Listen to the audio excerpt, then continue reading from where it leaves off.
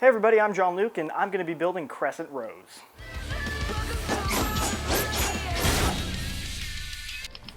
For those of you not in the know, Crescent Rose is the weapon used by the main character in the show RWBY by Rooster Teeth.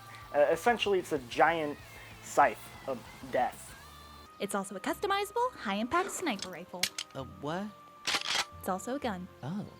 Okay, so every week I'm going to be putting out a video showing this thing from conception all the way to the final product. Meaning you're going to get to see the entire process, which will be pretty cool. And hey, maybe you'll learn something along the way. Without further ado, let's get started.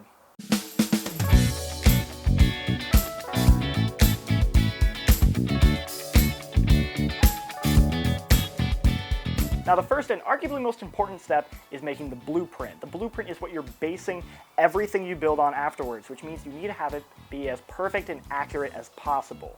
In order to do this, I had to do a lot of research. So I watched RWBY a couple of times. I didn't just watch the show, I actually took a bunch of screenshots of the show that I could use as reference images to look at later. Of course, after doing all this, I remembered that I actually have a small-scale model of Crescent Rose, which I realized I could just use that instead.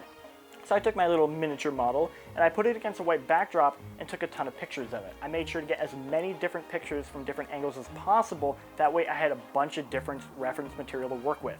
Afterwards, I then took these images into Illustrator where I traced over them with the line tool, thus creating my blueprint of Crescent Rose.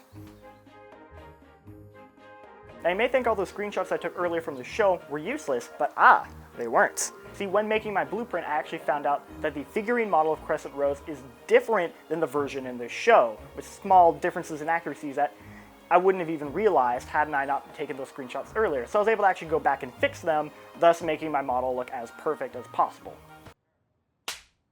And once the blueprint was finished, I wasn't done quite yet. I then took the image and actually broke it apart into sections. When you're making a model such as this, you have to realize that it's not going to be one cohesive thing, but many different parts you're going to be putting together. So it's important to separate those parts so you have a better understanding of the pieces you're going to be making when you put everything together.